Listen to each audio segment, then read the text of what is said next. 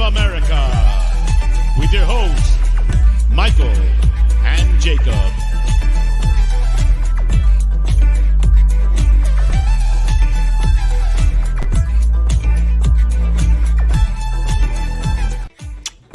Welcome on in. Happy Monday, just after 2 o'clock here in Texas. How are you doing? Good morning for those of you in Australia, or that time zone. Good evening to those of you in the UK time zone. And good afternoon to my American brethren. No matter where you're at in America, I believe it is the afternoon, so I hope you're doing well. Welcome into episode number 38 of the Untitled series here on United Spurs of America. I hope you're living well. I'm too blessed to be stressed. You know the vibes. Having an absolutely hectic Monday. Had a hectic Sunday.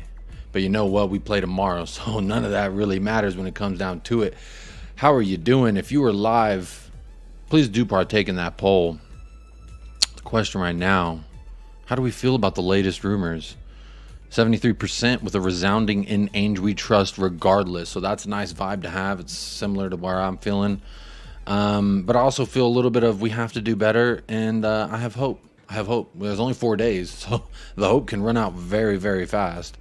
But yeah, how are we all doing? Happy Monday. Everyone's kicking off their week, or if you're in Australia, you already knocked out Monday. You're on to Tuesday. Next. Thank you. Next. How are we all living? Got a bunch of rumors, bunch of things to talk about.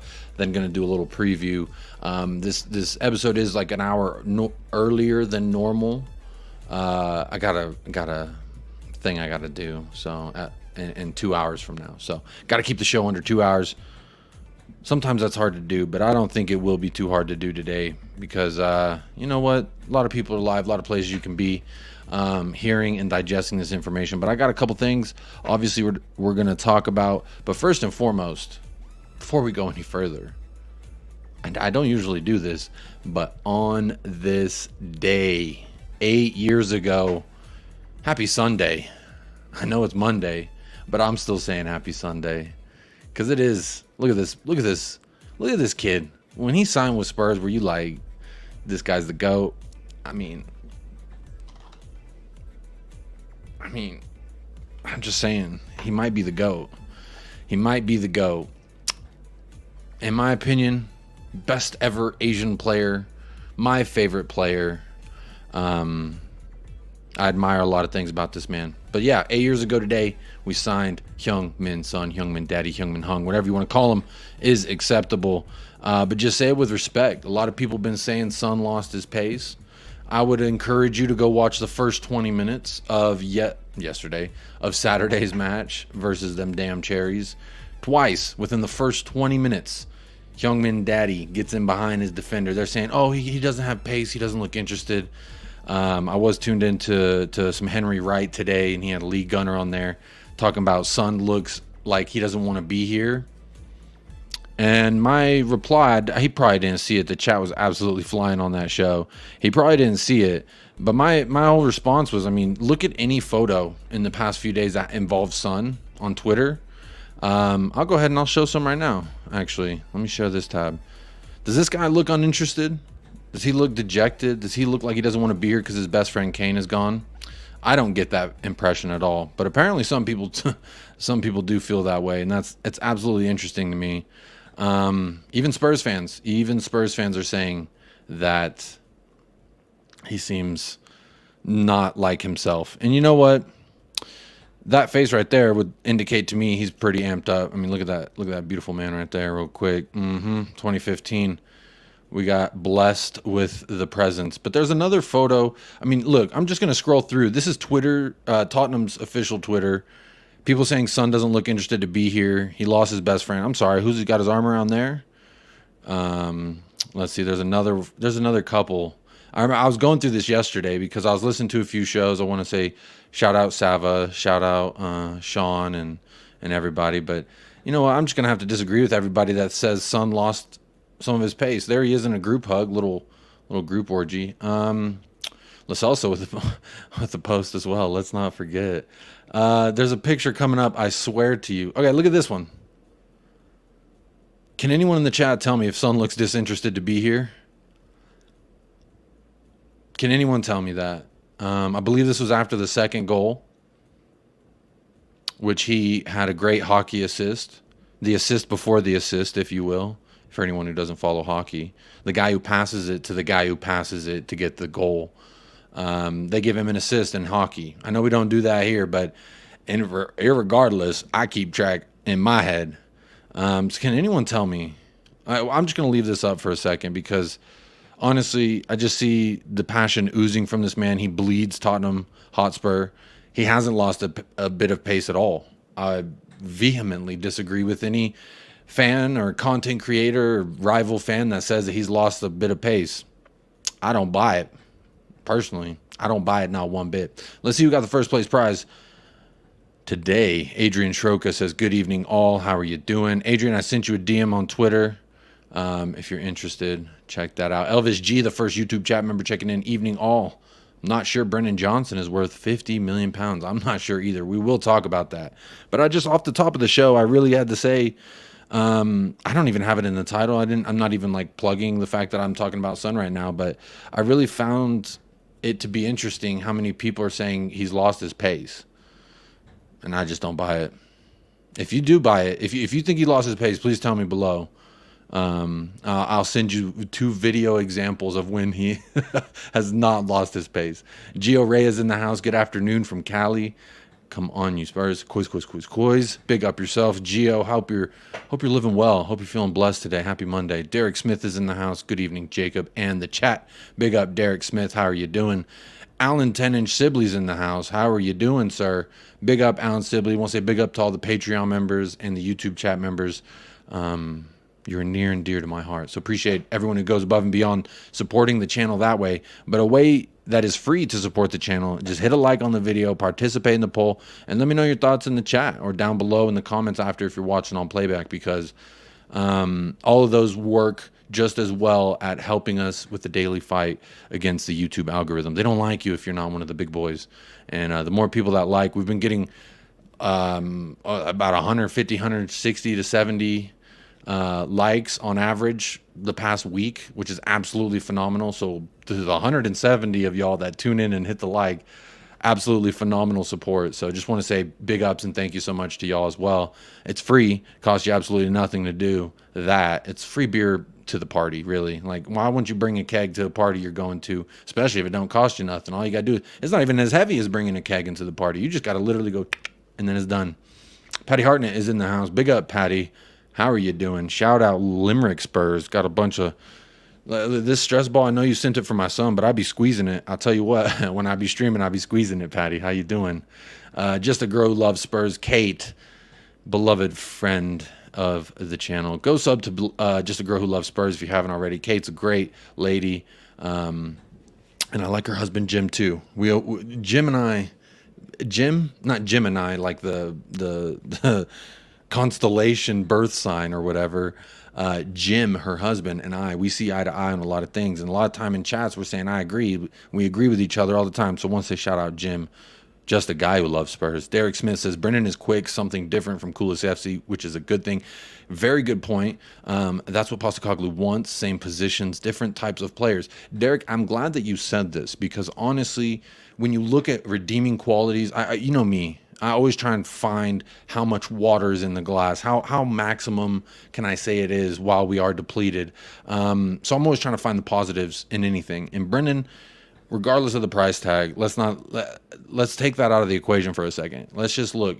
He can score and assist in a really not a strong attack in a Nottingham Forest side, in my opinion. So he can score. And I think he was the second fastest winger on record last season in the Premier League. So as someone who's complained a lot about Kulusevski and his lack of speed, I'm not too upset. I just think 50 million's a lot. Now, if we could knock it down and we do, this is what I said also in a few chats. I said, I'm perfectly fine if we get Brennan Johnson, if we send one of these, like let's send a Dyer, let's send a Ndombele, let's send somebody over there. And then we cut the price in half, get rid of Deadwood, bring in a pacey winger. I think that checks a bunch of boxes in my opinion. But I mean, let's remember, Ange Postecoglou, it came out yesterday. That I thought I had it. I thought I had it starred, but I guess he might have deleted the tweet, whoever it was. But allegedly, Ainge Postecoglou says that his number one target is in fact Brennan Johnson, according to Paul O'Keefe, that guy. Yeah, here it is. I found it. Let me share this with y'all. So Ali Gold said, this was yesterday, by the way, so it's not breaking news by any means.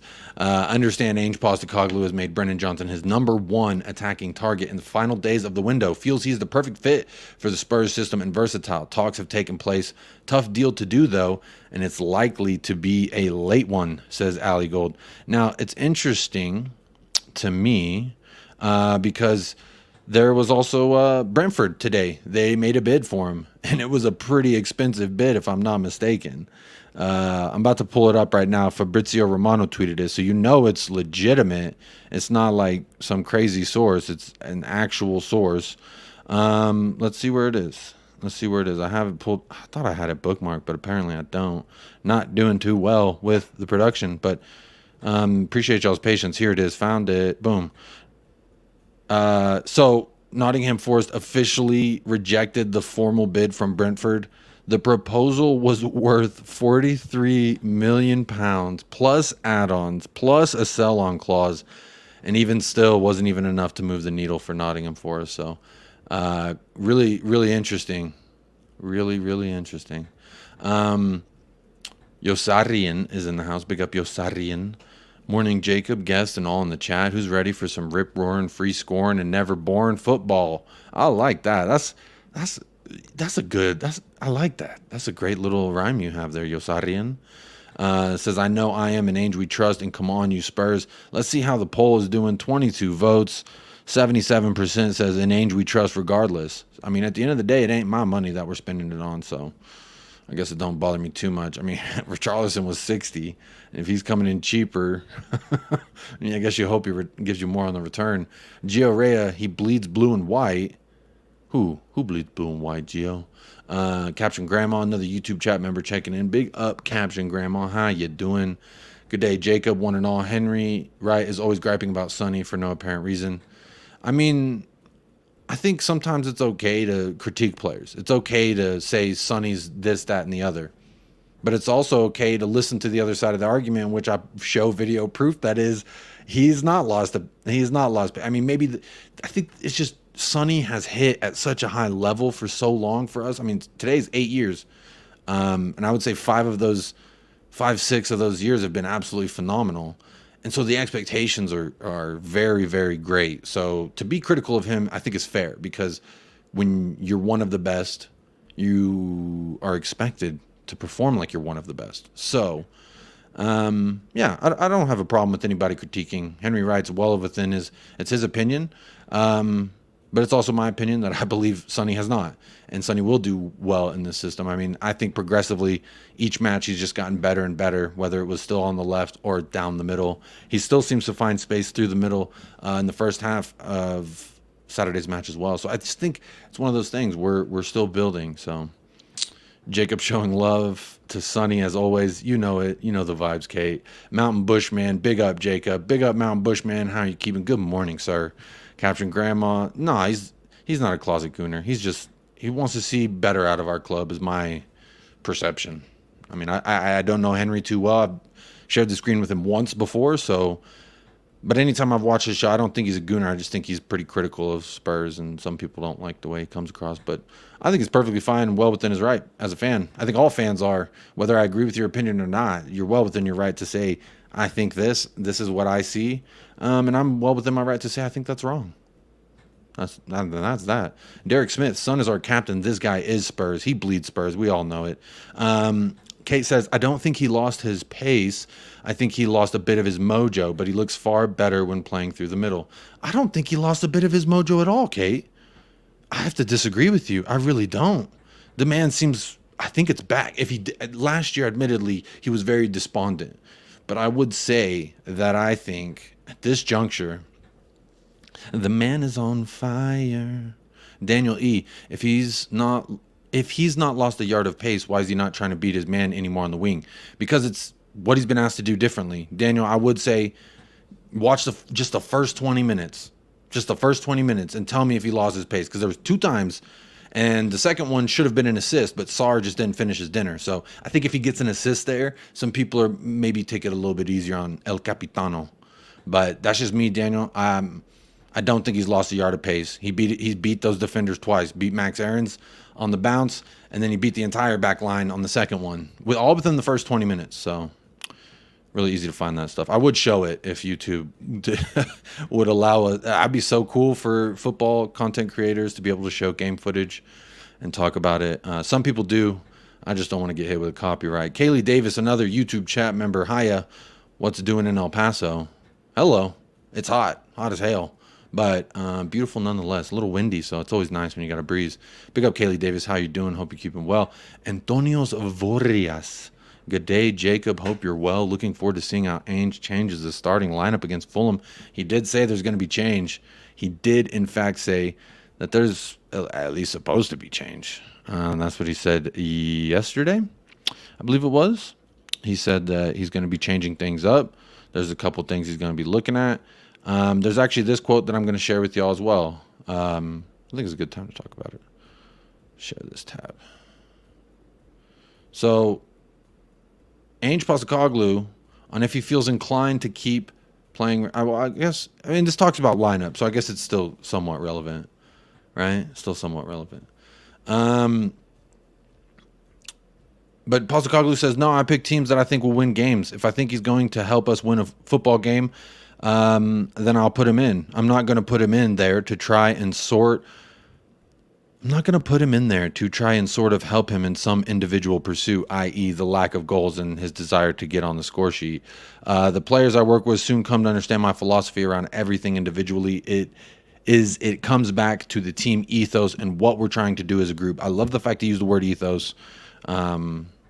If you don't recall, came out that the academy, the U18s, are now playing in the same system as a first team. So we are creating an ethos in the club, and it's absolutely exciting to see. He also goes on to say that within that, sometimes people in a group struggle, and it is up to the rest of us to help them get through that patch in the best way we can, and for the individual to just make sure he is contributing. So to me, this sounds like he still has faith in Richarlison. He thinks that since the group is clicking, naturally one person may be not clicking, and it's up to the rest of everyone else to then pull the weight for him. I don't know. What do y'all think? I'll go ahead and leave this photo here so y'all can just think of the subject. But what are we saying in the chat? Do we think this is just media PR BS of, got to protect my player in the public light, or is this indicative of something bigger? I don't know. Cursor's in the house. Big up Cursor. Like secured. Big up Jacob. Chelsea Blue and Blue. Smash the likes. Big up Chelsea Blue and Blue. Hope you're doing well. Jacob, you and Jim agree so much because you're both always positive about everything. Spurs, where I tend to be more of a realist. I would consider myself a realist. I'm not always positive. I just choose to live my life in a way in which I try to look for positives. At least I try. I mean, life gets you down enough. I don't need Tottenham doing it too. Nikos Kosti, in Ainge we trust, but I prefer Gift Orban. Absolutely. I want Gift Orban over Brennan Johnson, half the price. Maybe hasn't proven it at a top level. I mean, Belgian league, can't claim that I watch a whole bunch of it, but I have watched his club, Ghent, in the Conference League. That is one way I was able to watch him last year. But yeah, I trust you, Ainge. I hope it's just not. Is it? I'm struggling to put it together. Like, is it the club that is saying Brennan Johnson's our #1 target, or is it Ainge that actually feels that way? If it is Ainge that actually feels that way, to me, I just got to throw my hands up and say, you know what? I'm just going to trust that you know more than me. You the dude getting paid to do this. All right, so. And Ainge we trust, absolutely. Sonny would most definitely talk nicely to you, Jacob. I think you're his favorite YouTuber. Ooh, Sonny, talk to me nicely, boy. I would love to talk to Sonny, personally. Gio Ray is in the house saying, I believe he doesn't only look for a player who can play the position, but also be versatile and adapt to the wants and needs his system asks for. His pace and agility can contribute lots for the team. And that could be what it is. That could be why Ange Postecoglou has came out and said, this is my number one target. I hope it's not the club being like, Jed Spence is our number one target, but that's a club signing. I think it's going to be fun to see if we do get this deal over the line with Brennan Johnson, the amount of people that are going to be like, this is a club signing. We always go this route. We overspent. I mean, it's funny because apparently we went the cheap route with Vicario and Mickey Van de Veen. But if we do this with Brennan Johnson, that's not the cheap route. We're overspending on what I would class as a mid player. I love speed. I love pace, but I think you need power and pace. And from what I've seen from the man thus far, I have watched back some of the tape from whenever he played versus Arsenal and United this last week. Not impressed. Just not impressed. I mean, you watch his highlight comp, and like, wow, it's like very great. But let's see. Kate says, Jacob, take off the sunny rose-colored glasses. He has been average at best this season so far. I don't think he actually suits the system. I'm going to disagree with you again. He's absolutely crucial to the final third. That second goal doesn't happen if it wasn't for Sonny. Absolute sublime pass in the build-up play. So, to me, I disagree. I don't think it's rose-colored glasses. I was critical of him last season as well. I just always kept the faith that I think he would come good. And he ended with 10 Premier League goals, which was the second highest on our team. So, yeah, I don't think it's I will call it when I'm biased, and there are times I can be biased, admittedly. But I'm being honest. Like, I actually believe that he has been better each match thus far. He has shown that he hasn't lost his stuff. I think it's just one of those things. The more we all are gelling together, the more we're going to see from Sonny. I agree he needs to contribute more. I would like to see him affect the goals and assists. But let's be honest. You don't have to have a goal contribution to have a positive impact on the match. That's just my opinion. Derek Smith. Love it, Kate, though. Always challenge me. Challenge me all you want. I love it. It's all love. We all love Spurs, and I know you love Sonny, so deep down you just gotta remember that love, where it came from. Derek Smith, the whole of the squad lost their mojo last season. Absolutely. They were berated by Conte constantly and bored half to death by the terrible tactics. Good point. I think we all lost a little mojo. Even the fans, we lost some mojo last season. Big up Adam William Cahill in the house. Is big up Jacob. Big up, sir. We've got a director in the house, so everyone be on your best behavior. Bobby the Greek. Big up, Bobby. Big up Jacob and all of my Coys fam listening. Hope you're all doing well, and quiz. As always, Bobby, you know the vibes. Keep it immaculate, my friend. Hope you're doing well. Kate says, Jacob, I wish I could be more positive in life. Jim's always trying to teach me. At least you have him there, right? It's okay to be pessimistic sometimes, but Jim keeps the vibes immaculate. I already know that. Daniel, I can't see how we go from Sonny being a top goal scorer to this Sonny. It's a shell of himself. If it ain't him losing a yard of pace, making him easier to play against, then what is it then, mate? What I would say, Daniel, I'm going to watch the chat to see what you say real quick. Just say yes or no. Are you talking about Sonny of this season or Sonny under Conte last season? Just so I can know how to answer to this comment, because I really think it's two different answers I would give you if you're asking me this question in regards to last season. But if we're looking at him this season, I don't think he's a shell of himself. And I don't think he lost a bit of his pace. I just think he's not in those goal-scoring positions all too often. I'm talking about this year. He hasn't really gotten... In the one time, week one, he had one touch in the box, which was heavy, went straight to the defender. That was the first match. And then the second match, I don't really remember him ever getting in... No. The second match he did, he had that like where he was like crossing into the box, looking for that lane, and he maybe took a little too long to try and get that shot off. Again, we're all working in something new, so I think that the longer this goes, the more. I mean, even with Kulusevski, a player that I've been very highly critical of, each match, I think he's slowly been better and more influential in what we're trying to do. But is it good enough? He got a goal. That was all hustle, heart, and desire. that goal, getting into that position inside the box. The only time he ever really creeped into the box in that area was for the goal. So hats off to him for that. But, you know, outside of that, I thought he was still woeful, but better than he had been in the first. So I think all these players, I think are just, Maddison's so damn good at it that we're all like, why isn't everyone on Maddison's level? If you remember, there's a few matches where Maddison and Sonny, I think twice in a row, week 1 and 2. I don't remember seeing it versus Bournemouth, but versus Brentford and versus United, there was an instance in each match where I remember vividly they were working it on the left between Maddison and Sonny, and Sonny like made a run and he wanted the ball on the run, and Maddison played it back like directly to him, and that they were on the same different page. And then the week prior it was the opposite. So I think it's just one of those things that the kinks will be worked out in the long run, for me, Daniel. Kev Williams says, Jacob, my man, I prefer Gift Orban over Johnson, but who the hell am I to say who Big Papa Ainge gets? Come on, you Spurs. Big up, Kev. You said it correctly. I want there's about 20 other players maybe less, maybe 10 to 15 players I would suggest before going out on Brennan Johnson with 50 mil. But who am I? Who am I to say? We're going to do the whole trust Ainge, right? And Ainge we trust. Then we got to trust him if he's saying this, and it's not the club saying it, that it's actually him saying it. Remains to be seen. Caption Grandma. Watched a James L. Alcott video showing Matters' goal. He reckons the space made for Matters was from the training pitch where Richie helped drag defenders away. I mean, he has a role to play, which is,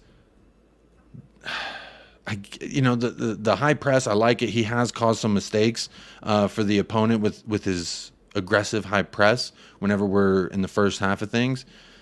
It's just offensively, he does help drag defenders away, and I think that's why Son and Kulu as well are asked to kind of keep going wide and rather than coming in, because they're trying to create those lanes for Sarr and Maddison. That's my amateur outlook on it.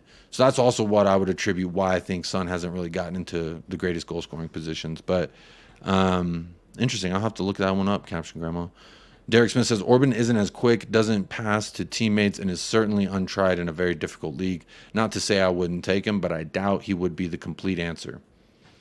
I agree. I doubt at this juncture he's the complete answer, but I think you got to throw him in the deep end and let him compete and fight. I don't think he walks in and just automatically gets handed the striker position if he does get signed at all. Adam William Cahill says, I'm behind Brennan. If Ainge wants him, I think he looks great on the eye test. Fast, tricky, beats defenders, finds the corners of the goal. What's not to like? That's fair. I mean, he is fast, slightly tricky. He can beat defenders. I've seen on the comps. He does do it. Finds the corners of the goal. He has had some pretty good goals from way out wide. Again, I'm not against it. I just think the price tag makes it a little like yeesh for me. Let's send someone. Let's get that price down. Let's send in Ndombele. Let's send Dyer, not Sanchez. Send somebody the other way. Maybe we can get the price down a little bit. Kate says, I bloody love you, Jacob, and I love you disagree with me every time. That's what creates good debates, though, Kate. And can't wait to have you on the show. We can have this debate too. But big up Kate every time. Caption Grandma says, I'm keeping my sunny rose-colored glasses on.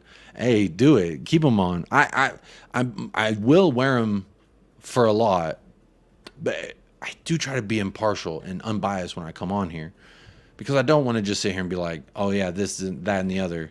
I mean, about Sonny, about Romero, just because I love them so much. But at the same time, this is how I feel. It's just how I feel sometimes, if I'm honest. But big up Captain Grandma. Keep those glasses on. Wear them for all of us. Kaylee Davis says, we still have 35 more Premier League games this season. Lots of highs and lows to come. Enjoy the ride. Absolutely. Couldn't have said it better myself. Long season ahead. But I think in the near future, I think we might be having a good time. I'm having a good time right now, but I think we might. Be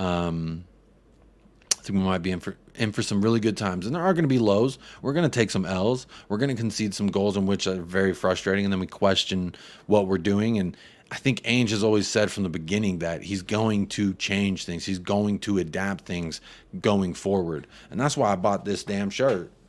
You see that? Because I'm all in on Ainge Postecoglou ball. I love that man. He is the father of us all. Big up Liverpool, 12th man. Big up Jacob TV in the chat. Yeah, big up anyone who tunes in on Jacob TV. Hit a like and subscribe over there. It's a little side channel.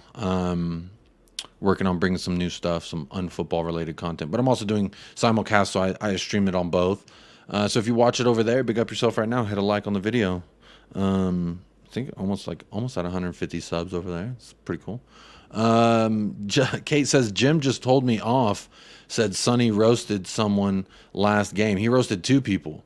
Max Aarons, definitely he got roasted. Max Aarons got roasted. And then he roasted an entire back line twice. So I remember that personally. Daniel, yeah, Sonny in general, I mean, because of his numbers wise, he's a shell of himself. Has a forward who relies a lot on his pace. His numbers over the last 12 months are alarming. I would also argue, though, he wasn't playing too directly forward last season. Yes, he did have a lot of games where I felt like he should have contributed and he should have done something. But I don't want to necessarily put the stats on a lot of our players regarding last season, because I feel like in any lens that you put that in, it's going to look bad, unless you're Harry Kane with 30 Premier League goals. But outside of the anomaly that is King Kane from the lane, I miss you, baby. Good job yesterday. But I just think, yeah, it's tough. I mean, you could say, Sam, I don't know that he necessarily relies a lot on his pace. I think he's always been a finisher. And last season, tracking back and playing defense on Wilfred Zaha was something I didn't want to see him do. I don't know why you have a world-class finisher tracking back and playing defense or playing with it. And he's played with his back towards goal during this season as well. And I don't necessarily like it. I like him making those runs in behind, kind of relying on that pace. But I don't think he's lost the pace. I think he's being asked to do things differently that may potentially take away from his pace. And that's what we saw last season, I think. And that's what a little bit he's unleashed slowly throughout this the first 3 matches that we've seen. So that's why I think that he hasn't lost a little bit of pace at all. That's why I think it's a myth, because now he's getting the chance to fly like the peacock, you know. That's what he's doing. And long may it continue. Long may it continue. I hope he continues to do well. I did put my money where my mouth is. I put Son in my fantasy team. Statistically, hasn't really done much for the fantasy team. But you know what? Once he starts banging them goals and he really starts flying, and we're a well-oiled machine. Let's remember, we're 3 matches into Ainge Postecoglou's tenure here officially, you know, disregarding the preseason. So I think in about 6 months, we're really going to see a well-oiled machine. We're going to see what this looks like when we're firing on all cylinders. And I think right now we're still stumbling, but we're getting good results because we're doing things the right way. Long may it continue. The rude boy sound, big up. I like that. You got a little Spurs hat on your photo there. It says, at Jacob, I think he is coming a little narrower, if that is a word, so Destiny can go down the flank. It is a matter of time. Can't crown Madison. It is a matter of time. Can't crown Madison. He needs this. Can't crowd Madison. I think that's what you meant. He needs the space. Absolutely. That's what we saw week 1, especially, and a little bit at United. We're not trying to get in each other's way, but then they kind of get in each other's way. I think I remember versus United, Destiny Udogie picked up a ball that I think Sonny was trying to get. But, you know, those things are going to happen when you're still trying to gel and mesh. I do hear the argument, though, that Perisic and Destiny Udogie have a little bit better chemistry, at least working offensively on the left side there. I just think it's all going to naturally come together the longer that they go together. I also think that James Madison is such a baller. Don't crowd the man. He's such a baller. Big up Milton Nobrega is in the house. Good afternoon, Jacob, and everyone in the chat. Hope y'all are doing well. Hope you're doing well, sir. Big up Milton out there in Wollongong.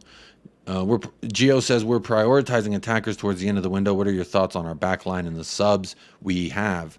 I've always said I wanted 3 center backs, and we've only signed 2, including Ashley Phillips. It's just not enough for me. I would love it. Maybe this is keeping the attention over here, so then we make a little cheeky signing. Obviously, Tosin Adarabioyo, he wants to go to Monaco or whatever and all that.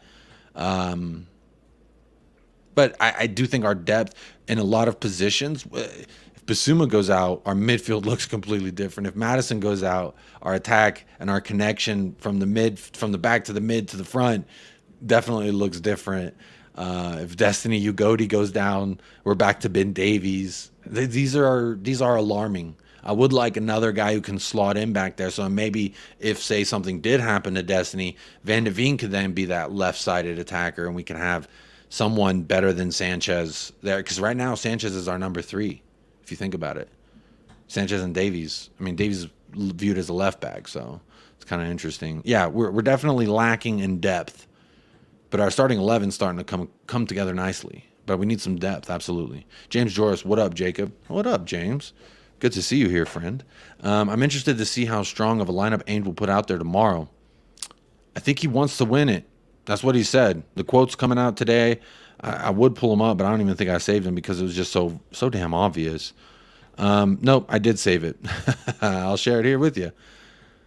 Postecoglou on domestic cups. I love winning. I don't care what it is. I love winning, and the players know that. We have a game on Tuesday, and I want to win. That is all I'm thinking. I don't care if it is a cup competition or whatever it is. Playing in the car park or on a rooftop, we just need to go out there and try to win because I love winning. That will be the message. Look at that. Come on, y'all. Don't we want to win something? Imagine Sonny kissing that. Imagine Romero giving a nice wet smooch to that trophy. It could be something nice. But yeah, I think he's going to put the strongest lineup that he can. At least that's what he's indicating with that quote there, in my opinion. Big up, James. Kate, Romero was sensational on Saturday. Absolute savage. He was absolutely perfect. He had me looking like this. Or this. Or this. Absolutely sensational, Kate. I saw you fighting from. Oh, got a super chat here. Sorry I didn't see it sooner. Jim, just the guy who loves Spurs, says, Jacob, I'm still behind Sonny and Richie. Okay. So I agree with half of this. And I still want to be behind Richie. But I'm at a point now with Richie where I'm like, I'm going to give you the cold shoulder a little bit. I'm a little upset. I'm not going to lie. Pretty disappointed. 3 consecutive starts, 3 worser. I don't even think that's a word, but worser and worser performances. Progressively unprogressive in his 3 performances. I was talking about the left and the right wings, that they've been a little bit better each match. I feel like he's been a little bit worse each match. He hit a new low when he got taken out by the ball. That's new. I ain't never seen a Brazilian taken out by the ball like that. Bro, just control the ball. I'm a goalie, and I ain't falling over the ball like that anytime I played in the outfield. I'll tell you that. I ain't no Zlatan as much as I want to be, but I definitely ain't ever done that. And I played keeper. That was, woo. That was tough. After that, I'm so glad he got subbed off because I did not want to see him anymore. There's also some audio that came out from the broadcast. You can hear at a moment where Ange Postecoglou says Richie had the ball kind of like in the middle circle, and he like did 1 touch, 2 touch, and then it got taken away from him. And throughout that, you could hear Ange saying, "Pass the ball, Richie, fucking pass the ball." And he wasn't. The guy's frustrated. So clear to see. But I love how Ainge responded. He said, I'm going to pick whoever I think gives me the best chance to win, regardless of some individual accomplishment that they're chasing. So I'm all in on that. I love the message there, personally. Big up, Jim. Thank you so much for that super chat. First super chat of the day. I do appreciate that. Let's see where I was in the chat. Derek Smith. He doesn't disagree with you every time, Kate. You both love Jim. There we go. We both love Jim. Ain't that right, Derek? Big up, Right Heart Lane. Hey, Jacob, big ups. Big up, buddy. Hope you're doing well. Hope you're living blessed. Just a girl who loves Spurs. Yep, that's right. I do love Jim. Kevin Williams. The Spurs Lodge is so damn comfy. The sheets so cotton fresh that Larice and Dyer are deciding not to leave anytime soon by the looks of it. Yeah, I mean, when you live in that high life, why would you want to go back? Why would you want to go back and not have the cotton fresh sheets and the lavender smelling pillows, and I'm sure they wash his laundry real nice over there too. Daniel says, I respect you, Jacob. You stuck by your Romero love, and I doubted you a bit for a bit. If he keeps it up, I look like a muppet for doubting Romero. I hope I'm wrong about Sonny as well. Daniel, I don't think you're a muppet if Romero comes good and you doubted him. Last season, he had a bad season. His decision-making was atrocious. But I always stood by the sentiment that when you don't trust the people in front of you, behind you, to your left and right, naturally it's going to lend you to make decisions that aren't the wisest. It's just a natural human trait. So I never worried once because I knew there was a beast in there and he just needed some direction. And you know what? We put a little bit of a collar on him. He's not such a stray dog out there anymore. He has a collar and there's a little tag and it says, hi, my name's Cootie and pet me nicely or I bite. If you have the ball, I might take you out. I love the Christian Romero comps that are coming out personally. But you know what? It's a good stance to have where you're expecting more from a player and you want to be proven wrong. That's how I am with Richie. I want him to prove me wrong. Brian Hill, prove me wrong that you can do it in the Premier League, because I don't think he can. Kulusevski, I was starting to doubt him a little bit. He got on the score sheet. I'm hoping this can propel him, but prove me wrong in the past few weeks when I've been saying that I don't think you're performing well or picking up things well. You have the power, but you don't have the pace. You need the P&P, baby. Shout out Flawless. But big up, Daniel. I don't think you'd be a Muppet either way. If Sonny comes good and proves you wrong, that doesn't make you a Muppet. You're just a fan who expects more and wants to see more from high caliber players. And I agree. I think you should expect more. It's good to have the high expectations. We shouldn't get like, oh, it's okay that he did that. It's okay, because then you get apathetic and you don't want to do that. Jim says, hi, Jacob. Hope you're well, May. Had a really busy day. Ready for a shower and chilling time. Quotes. The vibes will be immaculate. Star Psy Dancers in the house. Big up, Psy. Says, hi, Jacob. Hello. I love that photo. Is that your kid at the game? Can't wait to take my son to his first Tottenham match, personally. It'd be my first one, too, but I might have to do a solo run first just to get my feet wet. Captain Grandma, let's not forget that Sonny was playing with a painful hernia all last season. Let's not forget. I'm curious whose responsibility or whose shoulders that falls on. Whose shoulders does it fall on? Where is it Sonny's fault that he played with the hernia? Was it Conte's fault that he started Sonny when he had a hernia? I don't think that would happen. The physio, I don't think ethically would allow an athlete to play with a hernia that needs surgery. So I don't know where the blame goes there. Fly Like a Peacock. Yeah, that's a reference to there's a movie with Matt Damon and Will Ferrell. I can't remember the title of it, but at one point Matt Damon says, I'm a peacock, you gotta let me fly. And that's like the joke, because like they can't fly. Big up Derek Smith. Peacocks are rubbish at flying, Jacob. Maybe fly like an eagle. Steve Miller. Shout out Space Jam. That's the first place I heard that song, was in Space Jam. Shout out Michael Jordan. Drula's in the house. Big up Drula. Big up Jacob and chat. Big up Drula. Hope you're keeping well out there. Good evening. Kate says, I hope Sonny gets back to his best. I really do. He did have his best game against Bournemouth. Richie, on the other hand, is dog shit. He did play that way. I hope he can turn it around. I hope he prove everybody wrong, including me.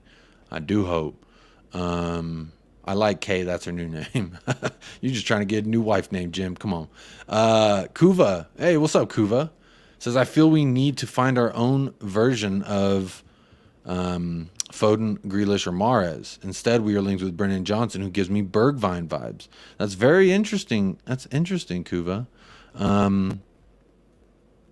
I was gonna text you and shoot you an invite.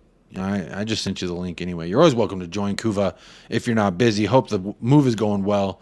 I would love a Foden, Grealish, or Mahrez.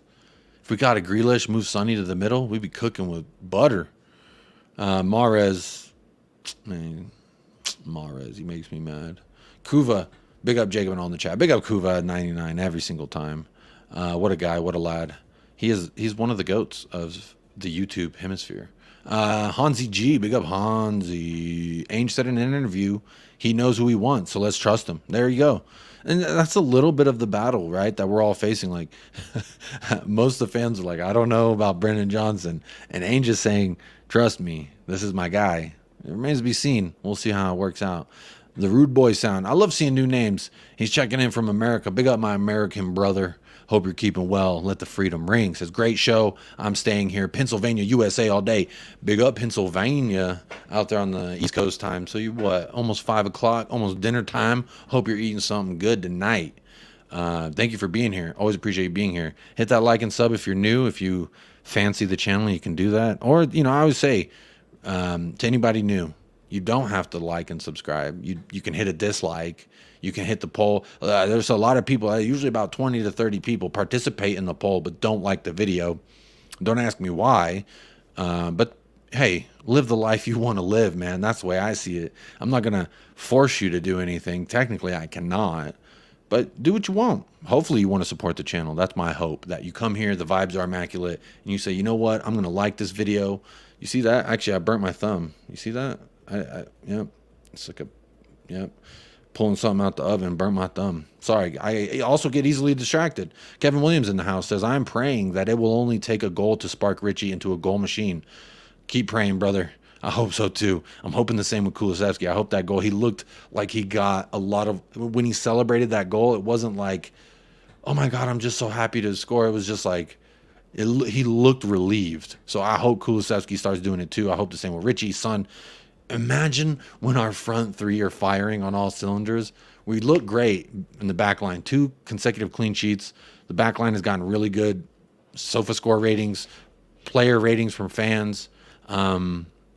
Have been pretty high on the back four for the last match and for the United match. We did get caught out a couple times. Didn't have to pay for it, which I think is good. Sometimes you get a little luck, but we'll clean those things up. I think Pedro Porro's coming along very nicely as a right back. I think he's taking the challenge head on of, yeah, I can play this position. Y'all said I can't. Everyone said I can't defend. I thought United, he played a lot better than I've seen him play defensively, and then he was even better versus Bournemouth. Obviously, the competition was you could argue a little bit less than the United competition, but let's make no jokes about it. Bournemouth are a tough team. They could have beat Liverpool 3-0 when they played them. They're a good side. They play high press attacking football just like us, but they couldn't hang with us for 12 rounds, and that was evident. Kevin Williams, oh, I already read that. Duh. If Romero is going to smooch it, I want to be that trophy. Shoot, get in line. Get in line, Kate, is what I got to say. You ain't going to be... The queue to be... to stand in as a trophy is pretty damn high. Jim, Ange will change 2 or 3 tomorrow. Interesting. At the end of the towards the end of the show, I am going to ask for predicted 11s, or maybe just the changes in the 11 that you think are going to happen. Not what you want, but what you think. Because sometimes what we want and what we think will happen are 2 different things. Nick de la Torre, the competitive fire burns hot, and Mr. Chingon himself. Ay, Chingon. Ange Pastacaglu. Nick de la Torre. I hope you're doing well. Happy Monday, sir. I love the fire that burns within Ange. You can cook a whole damn barbecue with that fire. Hydration Nation. This is always a good time to say, hydrate. Drink some water. You ain't had no water today? Drink some water. You've had water today? Drink some water. You just drank water? Drink some more water. Hydration Nation, step up and pause for the cause. I will always... living in the South, I've had a severe fear of dehydration, so I've always brought it upon myself to make sure to tell people to stay hydrated whenever they can. I see we got... I'm way behind in the chat, but I see a super chat from Chris Peters, so I'm going to skip ahead for just a moment. £5 dono to the chat. Or to the YouTube channel from the chat. Big up, Chris Peters. Appreciate you doing this. Says, I owe you this super chat just because I love listening to your calming voice late at night before bedtime. Big up, Chris. I like that you're here for the vibes, man. You don't owe me anything, man. You come here. I see you in the comments sometimes, and I'm sure that you like the video and you help promote the channels in that way. So you don't owe me anything, my friend. But this is above and beyond the call of booty. The call of booty is simply hitting that like, subscribe, sharing this with your mother, your brother, your cousin, your sister, your auntie, your uncle. They all want to watch United Spurs of America. Let's push on for 3K. I know I'm like 800 subs away from 3K, but we'll get there eventually with y'all's help. But big up, Chris. This means a lot to me. It means a lot to the channel, so I appreciate you hitting me with the dono today. Big up. I will also say thank you to you at the end, as well as Jim. Thank you both for the super chats that y'all have donated. I will make sure pay some homage to you at the end as well. I always do that for anyone who donates to the channel. Does mean a lot. You don't owe me anything. Don't think that though. Yeah, I appreciate you being here. You being here is why I do it. So I'm glad that you find my voice calming and help you get to bed. Lullaby. I'm not gonna sing. I actually probably keep you awake. My son, I often say how much he cries whenever I sing. I guess he thinks something's wrong with me or I'm in pain and it upsets him. I'm not sure. But what I am sure about is this stream is about to get so much sexier. It's about to get the intellect level. I'm going to say could be double or triple in just 5 seconds from now. But I'm going to bring him on. He's shaking his head no. That's just because he's humble as pie. But here he is. Kuva, I asketh and I shall receiveth. How are you doing, my friend? Happy Monday. Happy Monday. Yeah, I'm good. I mean, what's not to be happy about at the moment in terms of Spurs? Can look at the negatives of a transfer window not happening as we might want, but just look at the football. I'm comfortable where we are at the moment. Some of the players not coming in, we talk about backup defenders and things like that. I'm happy to give the likes of Sanchez as a backup role. He did well when he deputised for Romero early in the season. Yeah. It's a different brand of football we're playing now. He's much more suited to this than defending on the edge of his box where one slip and it's a goal. He can misread it a bit here and recover in time. He's done it already. He's shown he can do it. 1v1, he can be really good as well. He's quick. He's genuinely quick. So he's got all the attributes there compared to a like Dyer, who's going to be, on the halfway line and pointing at the 35 yards of space between him and the attacker that's just gone. I'm okay with that. So if anything, let's get small forwards in. Make sure we've got plenty of options there. Also, like I said in the chat, we need a player. For me, I think we need a player like. Obviously, you can't be Grealish, Foden, or Mahrez, but somebody with that kind of tenacity, that sort of amazing ability on the ball, who can wriggle his way around people and spot that killer little 5-yard ball that nobody else would have spotted. Mm-hmm. We've got Maddison doing it. We don't really have too many doing it. Kulusevski possibly, but he's not really been involved in a lot of games, has he? He's done it. He tends to be the really his work rate's great. He's tracking back, making tackles. Everything there's good. It's just that we've lost him as a attacking sort of player. However, he got a goal, didn't he?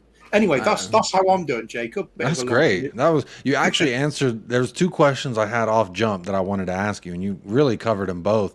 But so I'm going to assume, Kuva, then you're on the side of let's trust Ainge. This guy said this is my #1 target. He's the kind of profile I want. And anytime I've listened to Ainge in the past talk about players, whether he was in Japan and he saw an opposition come on, and he talked about playing against Matoma in that light. He talked about seeing Matoma and Hatate play against him. He was like, damn, these are some talented players, and it made him change the way he views players of a younger age and how he scouts talent. Like, that was a transformation moment. So my thought is, maybe we just trust the guy, right? That's what we're all saying. Yeah. Ainge we trust. I got the damn kangaroo ball on my shirt. So obviously I trust him. I call him the father of everyone. I feel like he's the king of the barbecue. So you're on that side then, right?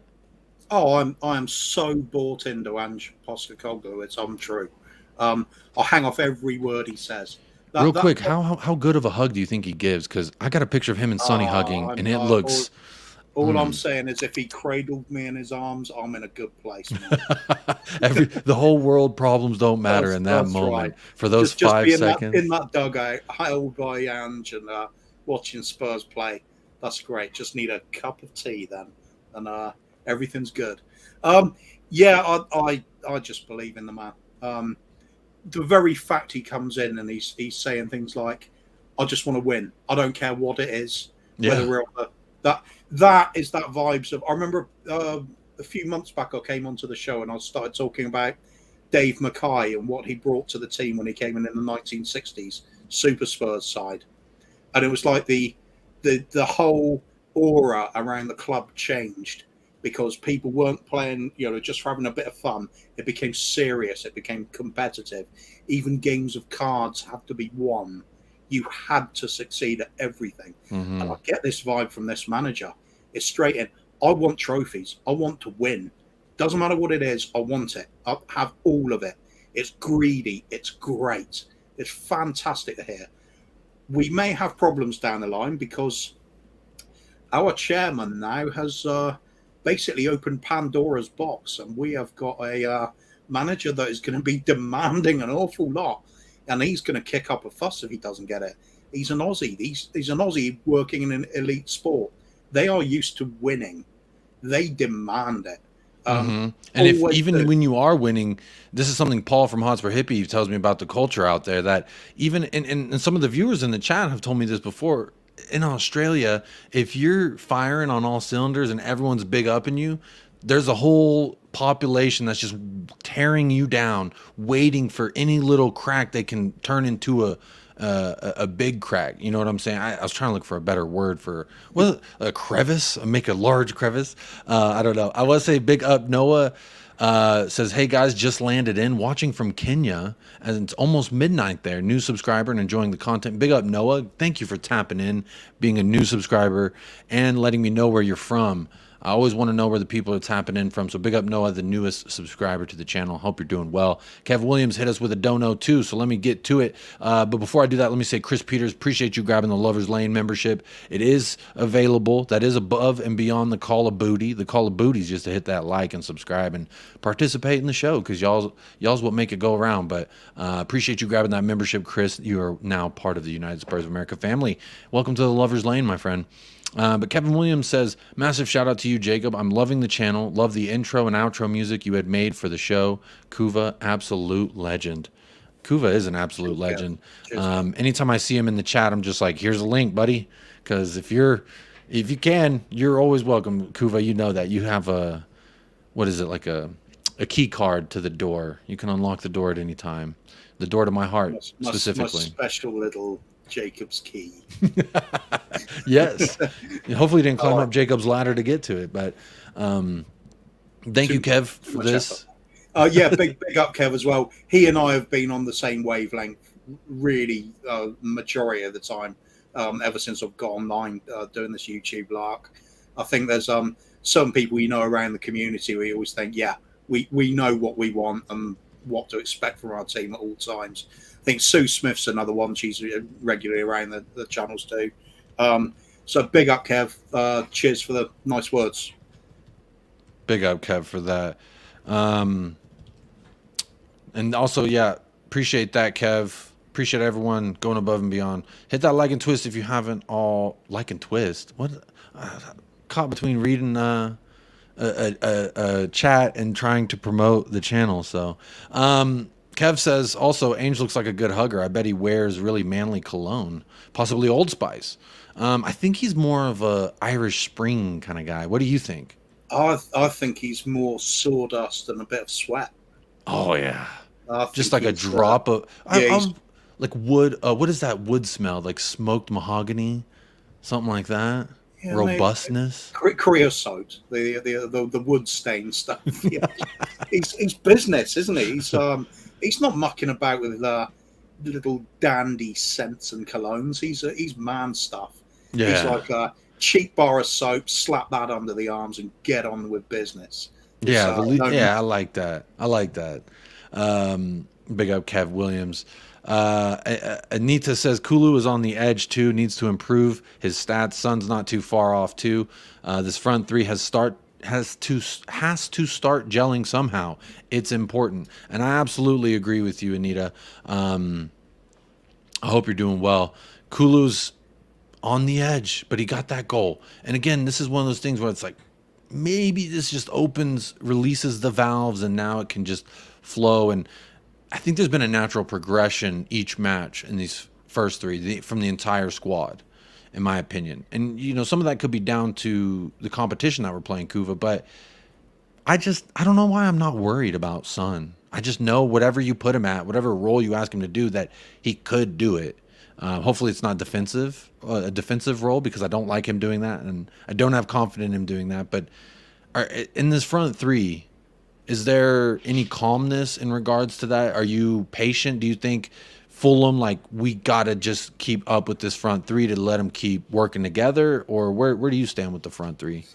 It's a difficult one at the moment for Ange, because you've got, say, they're all disappointing at this sort of disappointing level last season, basically, which they were by and large.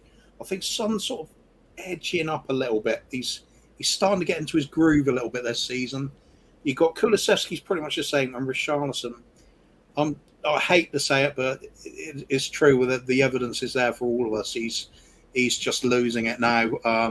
The total lack of confidence after he trod on the ball, and he was just shot. Then he was done. He had to come off. Yeah, that was... It's not happening for it. I feel sorry for him. I like the fact he does put in so much effort and stuff. Where were you mentally when that happened? When that ball took him out in the middle of the pitch? I'm sorry, if I'm a striker and I'm craving touches on the ball, I'm frothing at the mouth when you give me the ball in the middle of the pitch and there's no one around me. But instead, he got taken out by it came in like a Miley Cyrus wrecking ball. Yeah. What were you thinking in that moment? Well, I was too busy doing that. And then he stuck his foot out and tripped the dude. I was literally on Sava's show at half time on the watch along, talking about him, and I said, you know what? This first half, I think Richie's made some good runs. He's found himself space at times. Some good passes. Ball didn't arrive to him. That's not his fault. But he had some good connective passes too in the first half. Yeah, to his credit, two back heels. I remember being like, "Wow, he got those back heels off real nice." So I agree with you, Kuva. And it just needed that, a little bit of luck, but he's just that bit clumsy or a bit hesitant when in certain places, and it wasn't quite happening for him. And then just suddenly disaster, and his confidence shot.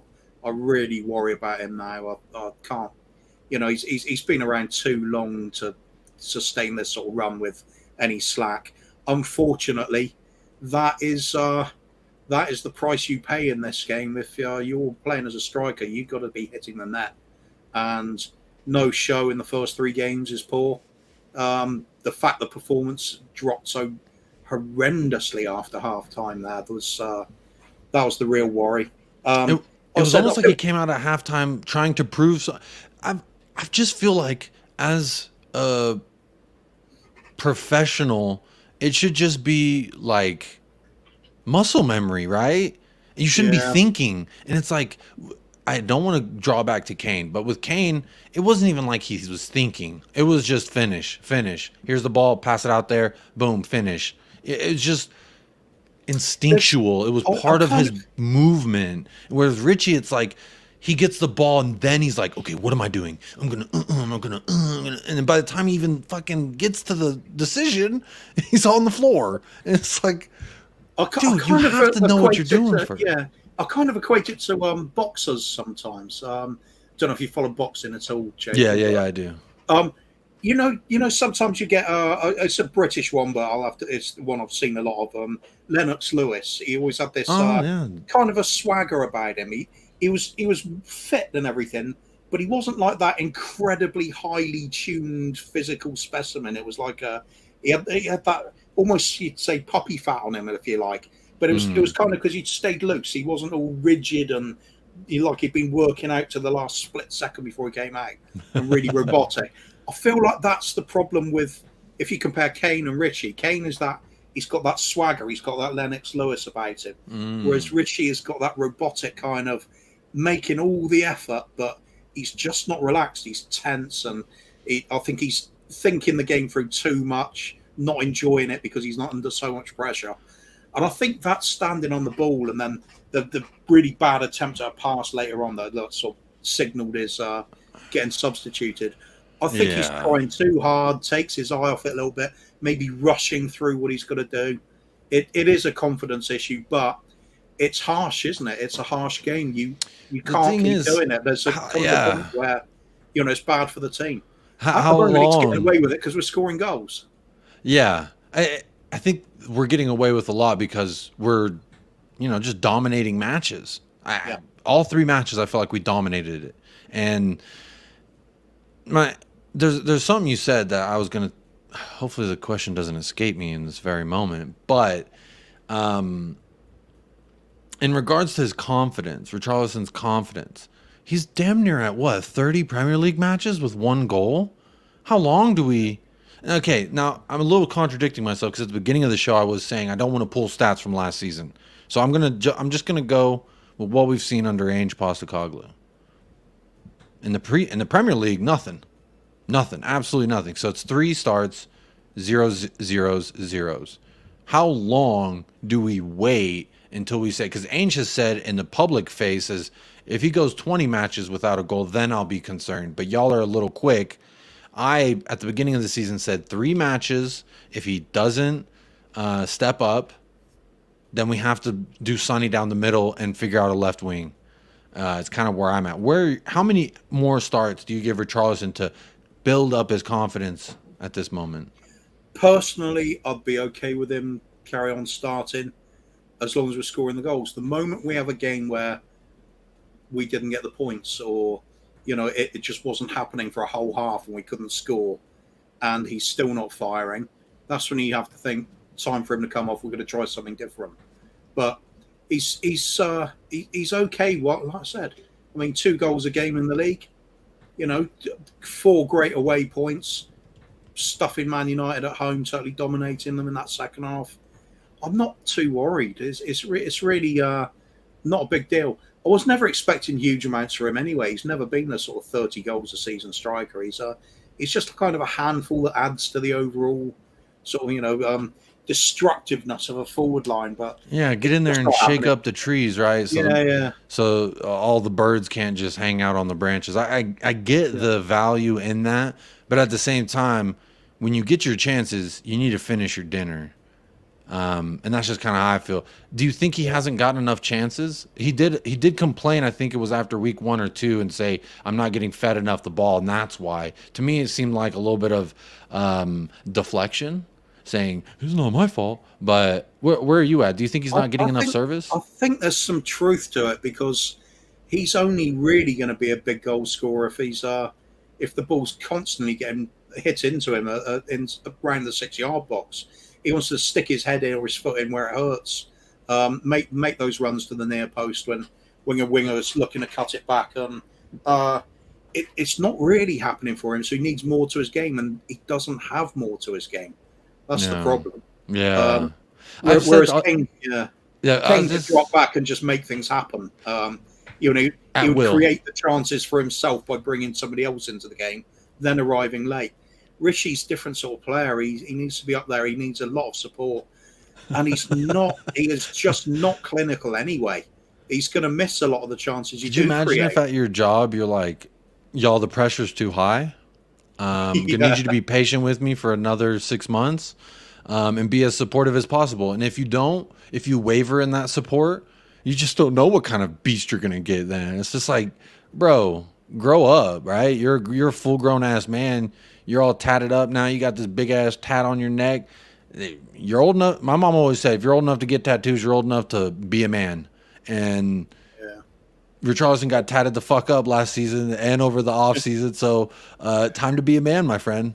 Somebody talking about it earlier today.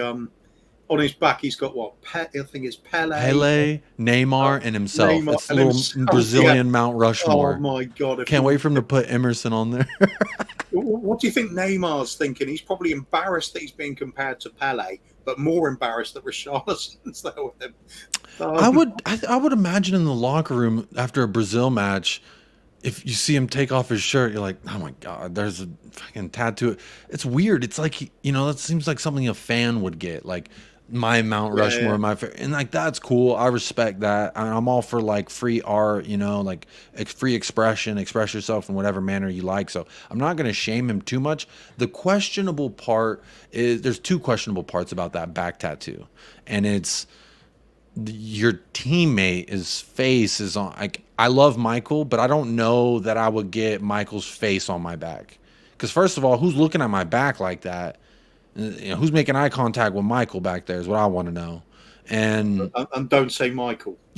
better not be Michael. That's my point. And then I definitely wouldn't get my own face tattooed on my body. That's the next questionable part. But I'm not going to tell another man what you can and can't tattoo on your body. If you want to tattoo, like I get tackled by the ball on your face, then by all means, Richarlison. But my whole point being, you're old enough, you're grown enough. You've been in. Someone said this is his 11th season in the league. Bro, it's time. I don't know how much longer we need to hold your hand for you to finish dinner, but at some point, like, either shit or get off the pot, my guy. I don't know. So you're in the stance of you'd rather give him a couple more matches at starting to see if we could get some more out of him? Yeah, if the goals start drying up or look like they're drying up in the first half, you gotta take him out there. You gotta try something else. You can't constantly go on like it. Also, even if he does score, it's no good just scoring one now and then goes another 3 games with nothing. He's got to follow it up, scoring the next game, maybe the game after that. Sort of hitting 2 goals every 4 games, that sort of thing. That'll be okay. If he scored, say 12 to 15 goals in a season in the league, he'll have done okay. He'll have done okay because you're looking at all the other players to chip in with the goals as well. If we're expecting him to replace Harry Kane like for like, forget it. That's I don't think insane pressure. There's no way anyone, I think, said this guy's I've said when we signed Madison, we need 2 players to replace Harry Kane. This is one half of that equation. And then I asked the question, it sounds silly now, but can Richarlison be the number 2 to that equation of the players we need to replace Harry Kane? Thus far, the answer has been a resounding no. Curious to see. Again, I hope he proves me wrong, and because I feel like he's just a box of vibes waiting to be opened. And because every time we played him, I always got the vibe that he was trying to act hard. And I was always like, this dude's fake hard. He'll crumble as soon as you touch him, kind of. And I never liked that. And then we signed him, and I was like, when he did the little keepy uppies versus Nottingham, I was like, okay, kind of like that. I kind of miss that. A little Lamella-esque, little fuck you. Like, what's wrong? I don't dislike a little fuck you, a little ruckus. Absolutely. He's about the action. One of my favorite players from back in the 1980s, Graham Roberts. Hard as nails. I mean, he'd say he would run through a brick wall for the team, and you believed it. He would do it. Famously, he has his teeth smashed out in the first minute of an FA Cup final. They're thinking of substituting him, so he just, while the doc and the manager was out of the treatment room, he just thought, screw that, I'm getting straight back on the pitch, ran out there and carried on. Teeth smashed out. How much pain was that going through him at that point?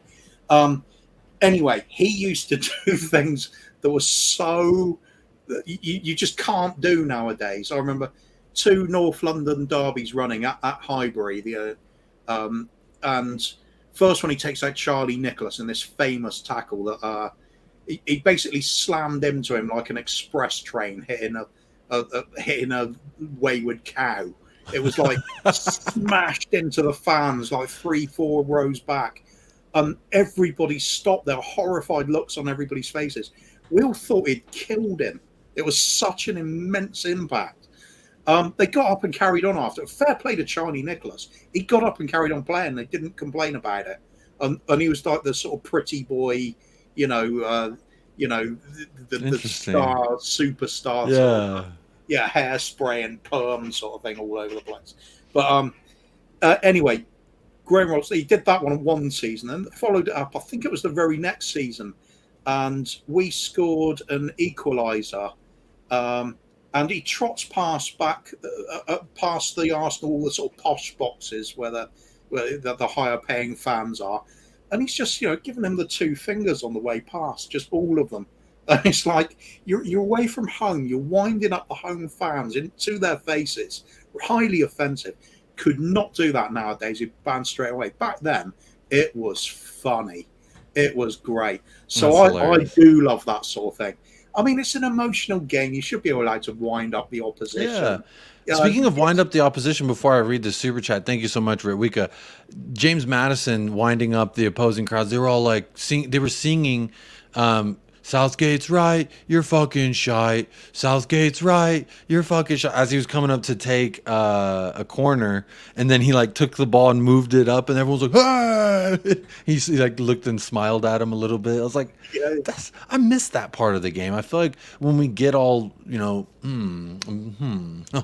I just scored a goal. Why, thank you. It takes away from the animalistic nature of being the tribalism. Yeah. And there is nothing better than being hated, because when you're hated, it means you're doing something that other teams do not like, and other fans don't like it. Usually, that means you're doing something well. Yeah, like Dele Alli, he was a perfect example of a player. Everyone hated him but they would love him if he played for your squad. You love him. It's one of those players where it's like, can't stand this fucker. He can't stop scoring these insane goals, and he just like pops up out of nowhere. And but if he played for my team, that's one hell of a baller. But big up Rewika with the $5 dono to the chat, super chat. Says sometimes we need to look at more than stats. We would never have signed Sonny otherwise. Sonny could be a great striker if not for his aerial weakness. Now, this has been one of the things that we talk about, right? If you put Perisic out on the left and he's swinging in crosses in the air, ideally you'd want someone like Richarlison, who's in theory supposed to be able to head that.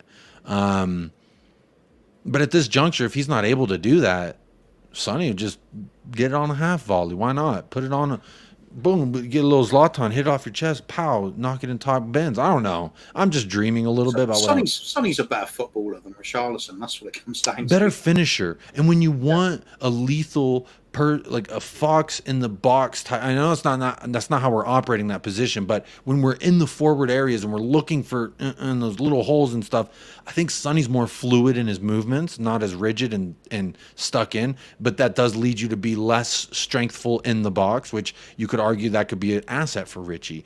But my point being is, you give Son the chances in the box. I like the return rate on that a little bit more, I think, than the return rate on a Richarlison chance in the box, personally. Yeah, you just have to play in a slightly different way, don't you? If you've got a player that can't head the ball, you're going to need to get the ball across the ground to him. You can do that. You just have to set up for it. And that perhaps means getting the ball in a little bit earlier. The ball hit firmly across the ground into the area. We can do that. Yeah. Kulusevski can deliver balls like that. Madison can. Odogi and Porro, yeah, of course they can. Are we going to see that though, or is it a case of we're going to be so much more in the box? Do we need that physicality up front? I'm not sure if Sonny's going to work there at the moment, because he's going to have a lot of the same problems Richarlison is having, where the ball just does not arrive. So he can find himself a pocket of space, and it doesn't matter how good a finisher you are. If the ball doesn't arrive there, it's pointless. So I think it's more collective at the moment. We just need to give them a little bit of time, get used to the new arrivals into the squad and different way of playing. I mean, let's face it, but we're sort of transformed on both flanks and Madison behind them. And when you've got the likes of Sarr arriving in the box late as well, which is a really great plus. We've got different options. We just have to find our way on how to make the most of it. And it's going to take a little bit of time. Just like Vicario said about playing sweeper keeper. Hasn't done it before. It's going to take him a little bit of time. I'd say he's adapting pretty well now. I would say he hasn't done a damn thing wrong in a Spurs shirt. That's where I stand with Vicario. Yeah, I thought he wasn't really good enough with his feet, but he looked pretty damn good to me. And calm. Yeah. The only time he didn't look calm with the ball at his feet was the first match, Brentford away, Premier League debut. And I'm okay with that. I'm okay with you looking a little anxious on your debut away from home. And I thought he was very well composed his home debut as well. So I like what I'm seeing so far. As you know, Jacob, we've talked many a times about this relationship between defenders and the goalkeeper. That's why we work so well together, Kuva. Because you're that center half that I needed in front of me, and I'm that goalkeeper you can rely on behind you. So that's it. It gives you so much confidence to just know your goalkeeper's, doing the right things, not making silly mistakes, and you can just it's trust. Like you said, trust. That's a big word there. Mm-hmm. When you've got that in the goalkeeper, you can play football. You can relax. Yeah. And if you can relax, you can do your job so much more easily. You can turn on the style like Basuma. as well. Like Basuma. There we go. Well, if you like, Romero and VDV, they got Bazuma and Sarr ahead of them. They got Vicario behind them. You can't convince me that Romero and Van de Veen, that they ain't been playing ball together since Romero was a young Argentinian boy in the streets of Boca Raton. Is that a place in Argentina? What's an Argentina town? I can't think of one right now. Buenos Aires? Okay, yeah. That'll do. All right, yeah. I don't think he's from Buenos Aires.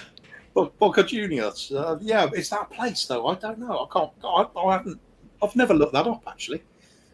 Perhaps it's a nickname. Anyway, I agree. They look like a solid pairing, don't they? Looks like there's experience there. There's a trust between them, and Romero was perfect on the day. What a perfect foil for Romero when he's playing that aggressive forward pushing sort of role where he's going to step out and try and preemptively win the ball. If he doesn't get it right, and it is high risk when he does it, if he doesn't get it right, what a player to have backing him up with his pace. Van de Ven, what a signing he's. And not only the pace, he's gone to ground and won the ball every time he does. 7 clearances is absolutely insane. 7 clearances he had yesterday or Saturday. That's insane to me.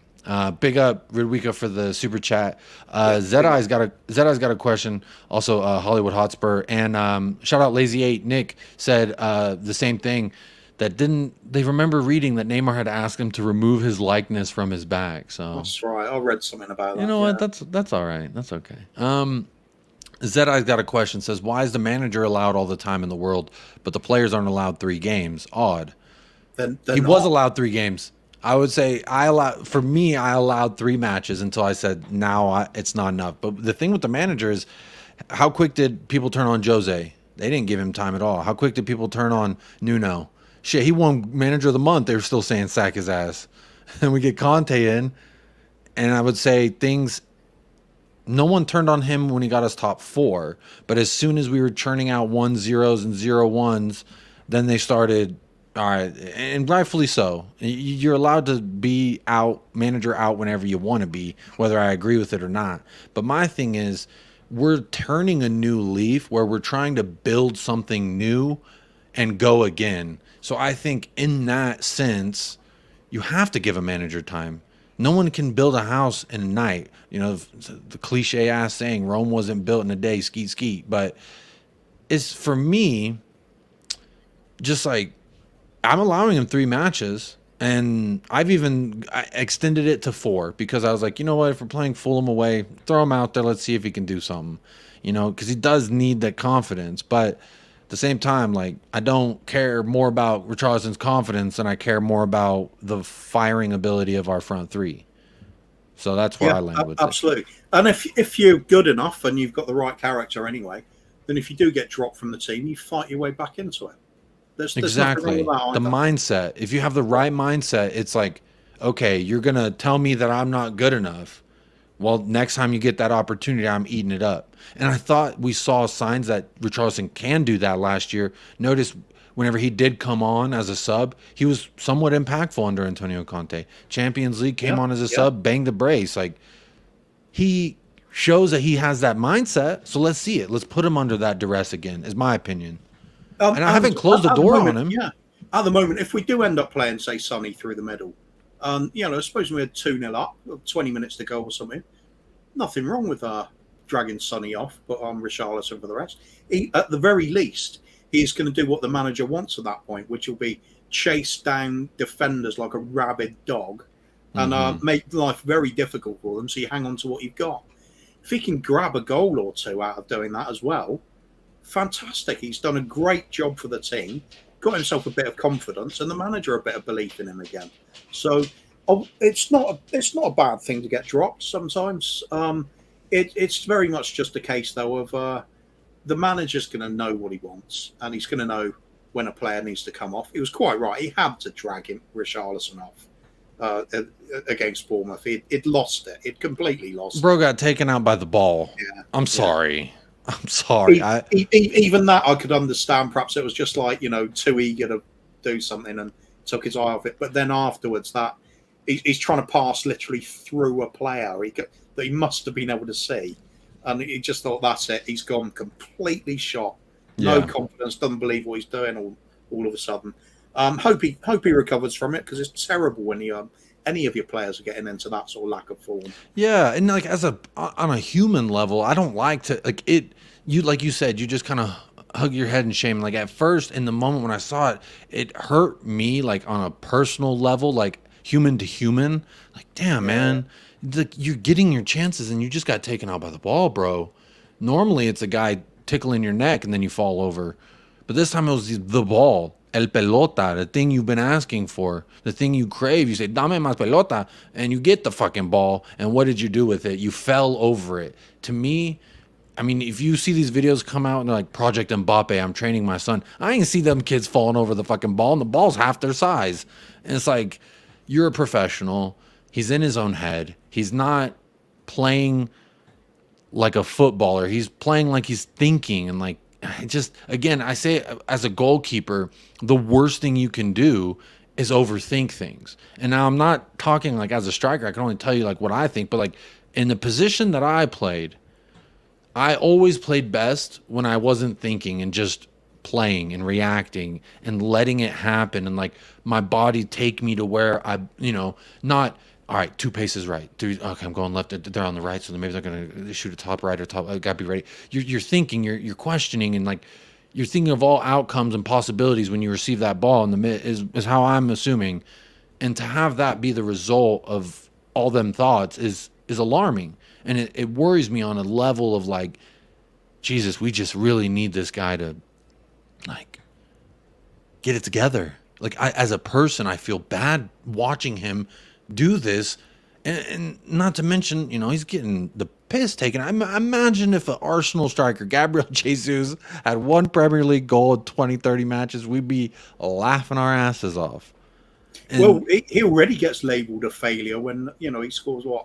He didn't score a lot last season, did he? 12, was it? He was injured most of it, I thought. Yeah, but it doesn't matter anyway, does it? People, when you've got a little bit of bias in the first place, you're going to instantly dismiss them. So, yeah, of course, it's an embarrassing statistic at the end of the day. Like we said, we always have these arguments between the eye test and statistics. At the end of the day, one statistic, and it's the only one that really matters: goals. That is it. And at the end of the day, striker, score them. That's it. It's as simple as you like. You can make excuses about any part of your game. There can be things going wrong with it, but if you are not getting the goals, you've got to look at why. And if you look at the way he's controlling the ball or failing to control the ball, or some of the finishing perhaps not the greatest, position wise, perhaps lack of movement in some games, there's lots of areas there where he's really not good enough. Is he going to improve? You'd think at this age, surely he would have done all the improving he's going to by now. He should be enjoying sort of a prime part of his career, but it's not happening. I feel really bad for the bloke, because there's so much about Richarlison I like. Trouble is, it doesn't seem to be footballing things. It's the attitude, the cheekiness, the sort of confidence, the bravado that goes with it. Love all of that, but have some product with the end of it. Stick the ball in that. That's all you can do. Yeah, that's what you're asked to do, right? Big up Jay Kismet in the house. Thoughts on the Liverpool-Newcastle game? I've always said Darwin Núñez is him. Michael was said he's a flop, and I remember when he was at Benfica and I saw him play for his national team, I was like, wow, he reminds me of like a young, fast Edson Cavani. I know it's the Uruguay comparison, but I just saw him and I loved him. I think he's I just like the player, honestly, and to see him get a brace he came on. I don't know if you saw the Newcastle-Liverpool match, Kuva, but Darwin Núñez came on as a sub in like the 71st minute, and then he scored 5 minutes later. They were down 1. He equalized, and then another 5 minutes later, he scored again to send them up to give them the win. So absolutely phenomenal performance. I think he's a great player.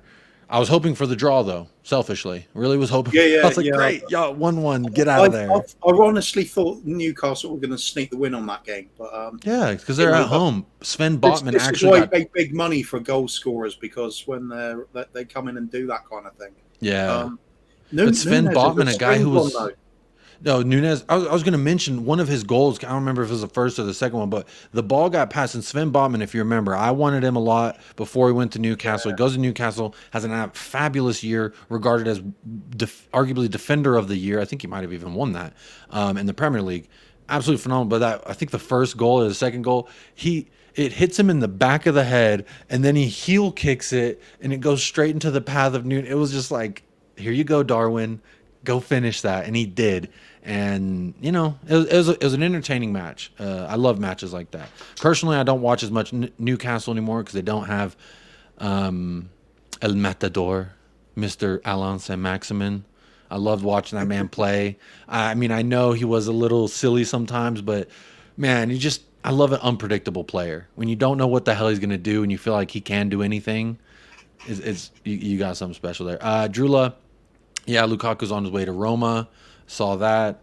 Boca Raton, yeah, that was pretty bad. Romero was born in Cordoba. Well, there you go. Yeah, exactly, Kev. Looks like they've played together for a long time. Warren says Fulham 0, Tottenham 2. Anyone know the last time we kept 3 consecutive clean sheets? I'm gonna have a guess. I'm gonna have a guess on the Nuno. Yeah, that's what I was thinking. Nuno too. Yeah. Big up C. Sherman. Orban's so good. Gang. Kuva, have I sent? I don't think I've sent you those NPCs that I told you I was going to send you. They're like, gang. No, you haven't. But I get the idea. Thank you for the ice cream. I'll just got me feeling like a cowgirl. I'll just click this. This will do. Orban's so good. Gang. I'm not going to get too delved into the world of NPC right now, but is such a strange thing. Why the popcorn on the hair straightener? One kernel of popcorn on the hair straightener and just has it there while she does the stuff with the other hand and like gang, and then I guess it pops eventually and then puts another kernel. I don't get it. I really don't get it at all. Sorry, I didn't mean to digress. It's having an effect on you, so it must be quite good. Thousands of people be sending hot dogs and ice cream stickers to these people, and they just. Maybe I need to stop streaming. I go on TikTok and just gang. I'll subscribe. You'll send me a hot dog? Oh yeah, not for the first one. Yeah, not the first one either. Zedai says I'm giving Ainge 5 years minimum without questioning. He's the GOAT. Honestly, after we beat United, I was screaming 4 more years. 4 more years. Give him an 8-year contract. Fuck it. Maybe he could be our Sir Alex Ferguson. C Cube's in the house. Says Jacob Balogun to Monaco. Finally, I can root for this guy. And also, finally, no U.S. men's national team left to Arsenal or Chelsea. Christian Pulisic is absolutely tearing up the Serie A as well. I think he has like goal contributions in every match. Big up Archibald. Big up Jason Helms. Big up Nick. Says the only time I think is when I need an excuse for why I'm so late from the pub. Everything else is on instinct. New Tottenham Tears tweet bomba, guys. Look, I did pull it up because I saw you say that. So I'll share it here. Breaking news. It's not really breaking news. Let me zoom in so you can see it better. Tottenham Hotspur are closer to agreeing a £50 million deal for Brennan Johnson, with Forrest confident of Spurs reaching their valuation. Davinson Sanchez is one of the players under consideration to head the other way. Not my first choice to send the other way. I know we were. It would be Dyer, wouldn't it? That would be the ideal. Yeah. Because Sanchez at least got the pace to play this kind of football. He at least showed it 2 times that he's better than Dyer in this system. Yeah. I thought needs be if Ange thinks that Brennan Johnson's going to add to this first team, let's do it. You have to make some sacrifices to improve overall. Then you just got to do it 2 steps backward, 3 forward. In this case, maybe. Yeah. Don't know what went for 2 and 3. It's always one step backward, 2 forward. Never mind. But there was earlier this week, there was rumors about Tanguy and Ndombele. We were trying to ship him to Nottingham Forest as part of this deal, and he rejected that and said, "No, I don't want to go there." So then it's like, okay, I guess they want Davinson Sanchez now. Davinson Sanchez is not my first option to put on that. I'll give him a Sessegnon. I'll give you a Reguilon. I'll give you a Dyer. There's a lot of names I could list that I'd rather go before Sanchez, because he actually did put 2 shifts in for Ange Ball. So, yeah, I mean, I'll happily replace Sanchez, but he's not the first one that needs to go, is he? No, not by any means. Have you seen this? Drew was talking about Antonio and Callum Wilson laughing at Richie, saying that he's not going to shake his hand after not going to shake Antonio's hand because he was laughing at Richarlison and said that he gets. Technically, he's right, but he said this guy has more yellow cards for taking his shirt off than goals. Maybe he should keep his shirt on. They kind of laughed about it. And then Richarlison said, I didn't like that, and I'm not going to shake his hand. And then they made fun of him again about him saying that he's not going to shake his hand. So, a little interesting there. Did you see them talking about it? I guess they're like Instagram Live or something. It didn't look high quality. Maybe FaceTime. To be honest, I couldn't care less about players having little digs at each other.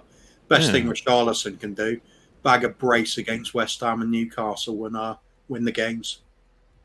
Do your talking on the pitch. Yeah, exactly. Actions always speak louder than words. A picture can paint. You paint a picture, it speaks 1,000 words, is what they say, or some shit like that. So, Zedai says, love the positivity, lads. Only a handful of channels see the bright side of Spurs. I always say life's hard enough. Why would I want you to come here and get all fucking upset? I'll let the whole world, the 99% of your day, do that. When you come here, I'll just try to keep the vibes immaculate. That's what I think. Derek says, does everyone think like me that this is going to be the best, most exciting Premier League season we've seen for years? So many good teams, no easy games, so much style and talent throughout. Kuva, I'll throw it to you first. Yes. I mean, you look at some of these teams around us that are just coming up now. The Brentfords, the Brightons, Villa recruiting heavily, getting some good players into that squad. What we're doing with Ange and the bringing a new life to this team that's been, for me, dead for the last 4 years. It's fun times. It really is, but it's going to be harder than ever to break into that elite group at the top going for Champions League football. But there's prizes on offer. I mean, there's silverware, there's domestic trophies, there's stuff to be going for. And I don't see anybody that's that good that they can't be beaten if we play well on a day, including Man City. They're not completely infallible, are they? We've snuffed out Haaland when playing them before. We could do it again. You know who did? You know who took Haaland off? Made him readjust that man bun. Do you remember who it was? Because if you don't, I can remind you. Absolutely. He looked like this when he took him out first time. With a smile, double foot. I love to see it. Some fans don't like that. Me personally, I'm a fan of the violence. I'm a glutton for punishment. Julia says, I think Brennan Johnson will thrive under Ainge. And then there's a few other, Dyer for Johnson. Let's do it. Zedai says, BJ69. Hope he gets that number. It's available. It's absolutely available. And Ndombele collecting paychecks. We know that much. I do have to wrap up the show very shortly, so I do have to go in like 10, 15 minutes. But I want to get everyone's... We talked a lot about a bunch of shit. But let's talk about Fulham real quick. I did put it in the title, a little bit of a preview. So I want to get... From the chat, this is what I'm asking from y'all. Hit me with your score prediction and your goal scores. And also, let me know who you think Ainge is going to start and where. So, like, you could just say Skip, and I'll assume that's for Sarr. You could say Lo Celso, and I'll assume that's for Madison or whatever. But Kuva, let me start with you. Who do you think will make a start in this squad? Do you see the 11 changing at all, or do you think in what positions? I think Lo Celso and Skip might both start. Oh, maybe not Skip. Could be Højbjerg. I think that midfield duo of Sarr and Basuma has got for an awful lot of work. Maddison carrying a bit of a knock. They might just protect them a little bit. Man management. I think Sarr's been coming off because he's been absolutely shattered. He's run his socks off every game. He looks genuinely tired. They might consider resting him for a game. Just keep those legs fresh for the league games. And, we should have enough. We still should have enough. Mm-hmm. I mean, got to respect Fulham. They are an established Premier League team and they can cause problems. But, I mean, let's face it, they can't be that good. They could only draw against Arsenal. They could have won, but what happened, Adama Traore is too damn strong and he wouldn't go down in the box. They were fouling him left and right, but too much man meat for them to handle. So he wouldn't go down in the box and win him the pin. They could have won with 10 men. It's quite fun to watch for me personally. I think otherwise, if there's players with niggles, I would play Richarlison. I think he just needs to get straight back in the saddle and just hopefully he was responded in training and he's gone basically, give me some shooting practice. Just keep slamming the ball across and just let me keep sticking the ball in the net. That's what I'd be doing if I was him. Just keep practicing, keep plugging away at it. Don't quit and hide behind your wages and think everything's good or, it's a happy life just picking up a wage. Don't be an Eric Dyer. Be a Harry Kane. I think... Yeah. I think just get in there, do the business. I've got faith in him. I'm going to back Richarlison to score. Yeah, let's go. He hasn't gone through his whole career with no goals. So I mean, he can score. He's not prolific, but he is capable of scoring a few goals. Yeah. So why not? Why not tomorrow? I just feel so happy and enthusiastic about this team. I just think people are gonna step up. I can see signs of Sonny improving. Kulusevski not done everything we were hoped after that initial burst, but got on the score sheet. That's a big positive. You don't affect the play more than putting the ball in the net, really, do you? I think the changing the team overall, though, it's a lot. You'd have to keep the same. Obviously, a doggy's going to be a bit of a concern because I haven't had a chance to read up how that injury's coming out, but it's fine. bad. After the match, he said he's fine. Yeah, it's stubbed toe. He stubbed his toe. He wanted to keep playing, but they said, "Yeah, just throw Benny on, keep the energy up. No need to risk it." So the injury for Ugodi is perfectly fine. I think. Well, we got substitutions. I don't know what the rules are actually on League Cup. Is it the same as the league? 5 subs? I can't remember. I really can't remember. I believe it is. I believe you get 5. If it is, no problem. Start with a strong team. Sub the players off if they get tired. That's very simple. Yeah, very simple. And we should have a better squad than Fulham. We should. So let's just prove it. Take the game to them and wait for them to make a mistake. They work hard. I think Palhinha's a great player. He's really does a driving force for Fulham. But I think we should be able to just run circles around them. What I've seen from the way we're playing at the moment, the drive and the directness from that midfield, Sarr, Basuma and Maddison are just with Van der Ven and Romero behind him. It's just like the solid core that you always look for in a team. Get the ball in the net. Richarlison, step up, please. You got another chance. If not, players off the bench. Solomon, he's waiting to come on, strike stuff. He's chomping at the bits. You know he is. He cannot wait.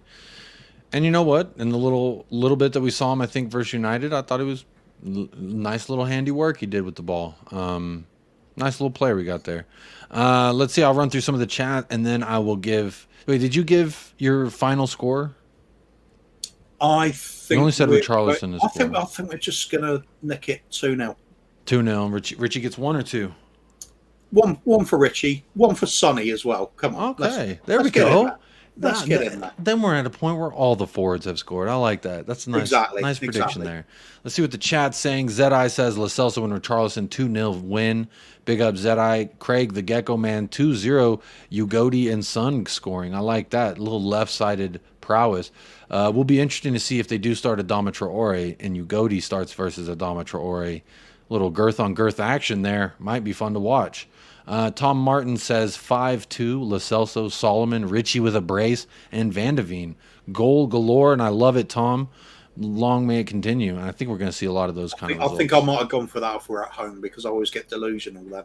I love that, though. I love it when you say 5-1, 6-0. 7-3. Yeah. I love a good goal fest. Who doesn't? Absolutely. Absolutely. Antonio's Vorrias 2-1, Richie and Lo Celso. And for his starting 11 is Vicario, Royale, Romero, Van de Veen, Davies for Udogi, Royale for Porro, Højbjerg and Skip and Lo Celso. So complete overhaul of the midfield. Solomon, Richie, and Perisic. Interesting little front there. It's pretty unique. I couldn't rule it out. The strength is still there in the central defence with the goalkeeper behind them. Lo Celso's certainly experienced enough to hold the midfield. Yeah, wouldn't be too bad. Not too far out of the realm of possibilities either. Cube says Mads will get a rest, maybe Porro 2. Chris Peters says Lo Celso, Skip, Sanchez, Maynor, Royale, Perisic 2-1 Spurs. Come on, you Spurs, big up Chris. Archibald 2-1 Spurs. Richie and Solomon getting goals. I could see that. I could see us starting with Richie and Solomon, and maybe even Kulu. Just because he should be fresh. You're a young kid. But kids bounce back nicely these days. But I could see this. I could see Richie and Solomon getting there. Derek says Fulham are no mugs. Absolutely not, especially with the likes of Adama Traore. Jim, 0-3, Spur. I will always beat that. Watch him come on and score the game winner in this game. Watch. Adama Traore loves a goal versus Spurs. Jim, just a guy who loves Spurs, 0-3. Solomon, Lo Celso, Perisic, Skip, Emergoat will be the changes in my opinion. Good choices. I think you're probably right. Yeah. Drula says 3-1. Richie's son and Madison score. I don't see Madison playing, but if he does, I could definitely see him scoring for sure. Darren Wimbledon says, I think we'll win handily. 3-0 should be the standard. Love it, Darren. 3-0, that's a great standard.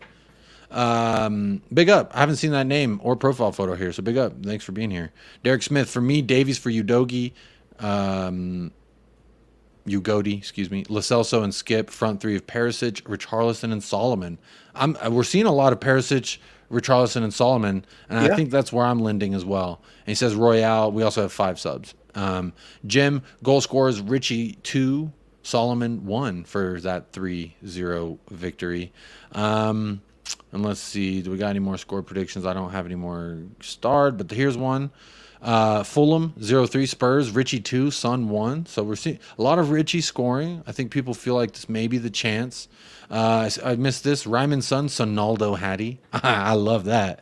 I would love that. I think he's too generous. He's not being selfish enough that I don't think he will score a hat trick. I don't know if we'll even see one at all this season if we continue in this way, because I think he's embracing the role of a leader so much to the effect of like, maybe you could be a little more selfish sometimes. He's going to delegate goals. Is that what you're saying? Yeah, you get this goal. No, you get this goal. And you get this goal. Instead of just take it on your boot, man, you can do it. I think towards the end of the match, he starts doing more of that, taking those shots, really being a little more selfish. He's the best finisher at this club, in my opinion.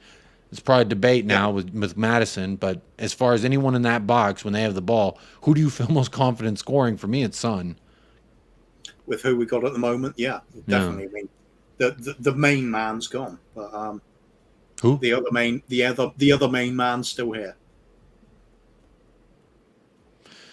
Lazy 8 says, I'd like to see Solomon start on the right instead of Kulu tomorrow. Just a thought. Yeah, we've been seeing a lot of that as far as the predictions go. Could work well as well with Perisic and Solomon. Perhaps they'll be able to supply Richie with those chances he needs. Perisic's delivery is superb. Solomon likes to beat his man. If he can get to the byline, cut it back, get the ball into the business end of the pitch and into that 6-yard box, perhaps it might work out well. Yeah, and I'm actually with my prediction. I would like to see Son through the middle. I know we're doing, I'm perfectly fine if it's Richarlison. I'm not going to be upset. But preference, I would like Son through the middle for an entire 90 minutes. Let's see it. Maybe 80 minutes. Let's see it.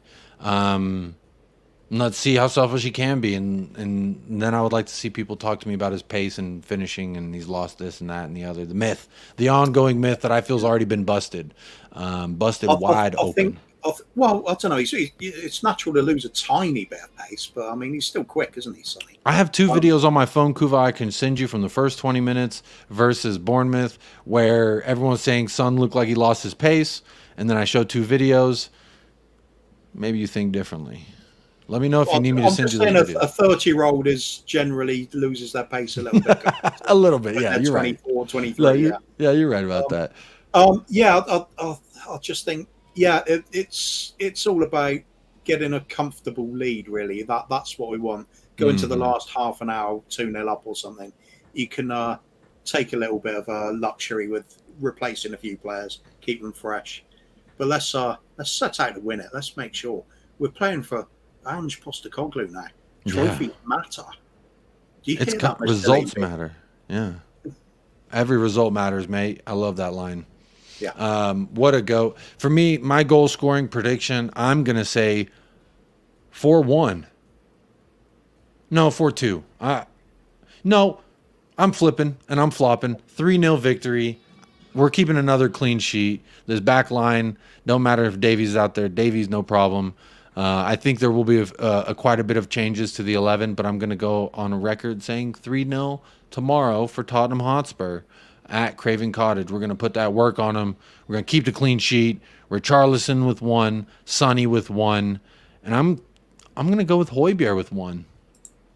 Someone in that midfield is going to score 1. I know that much, and I'm going with Højbjerg because he last season, didn't he? So him and Bentancur were very, very much goal scorers last season. But I will do it. I do have to go. I have an appointment in 5 minutes that I got to attend. So that is why this show's an hour earlier than normal. But I appreciate everyone who has tapped in. I also want to say you do realize, Jacob, that by predicting 3-0, you're saying that Adama Traore is not scoring. I'm saying that he's not starting, but if they start him, 3-3, and we go to penalties. Adama with a hat trick. No, 1 goal and 2 assists. That's what he'll get if he starts. But if they don't start him, 3-3 and win on penalties, that'll be fun. Yeah, that'd be fun. I like that we don't do replays anymore. It goes straight to penalties, and I like that. But that's going to do it here. Episode number 38. Got joined by the beautiful Kuva himself. We were joined by greatness today, kicking the week off in a fantastic form. Obviously, we play Fulham tomorrow, so keep the vibes high, keep them immaculate, support the boys. If you're going to Craven Cottage, be safe, be loud, and be proud. And let's have a good time, because I think I will over here, and I hope you do wherever you will be tuning in from. But I also want to say special shout out to Jim with the first super chat of the day. Big shout out to Chris with the second. And in third super chat, we got Kevin Williams. Chris Peters picked up the membership, and Ritwika hit us with the last super chat of the day. So big up Ritwika for that. I also want to say big up to all of you. I see 83 likes on the video, so shout out to the 83 of y'all lovers of the channel. 84 votes, so not much to complain about. A resounding In Ange We Trust with 71%. I can definitely get behind it. But big ups everybody who's tuned in, whether you're live or on replay. Know that I appreciate you here. You could be anywhere in the world, and you chose to be right here with myself and Kuva this evening. And that means a lot to me. I hope it means something to you. But I do want to say this. Again, if you're going tomorrow, just scream fucking loud until you have no voice. Love the lads unrelentlessly. And when you see Ange, just tell them you want a hug, because I need one. And if you get a hug from Ange, well, then I'm going to be a jealous motherfucker of you. So how about that? Just enjoy the ride this season. Yeah, the ups and the downs. Wild. Yeah. I said this before, Kuva, lastly, while I sign off. This season's going to be like a roller coaster. Ups, downs, twists, and turns, and it's going to be over before you know it. So we can either enjoy all of the things that happen, or we can complain about how long we waited in line for this to begin. So I choose to enjoy the ride myself, even if it will be short. The treble is on until it isn't. There we go. You and Paul Hotspur Hippie both believe the treble is on. You know what? I regard you both very highly. So I'm going to say, fuck it. The treble is on until it is no longer on, baby. That's right. In Ange we trust. In Ange we trust. In Ange we trust, no doubt. But thank you, everybody who tuned in for episode number 38 of the Untitled series here on United Spurs America. Again, hit that like if you haven't already, or hit a dislike. Really, the choice is up to you. Live the life you want to live. But until next time, stay blessed, stay fresh, up the lads, and come on, you Spurs. And Kuba? Course.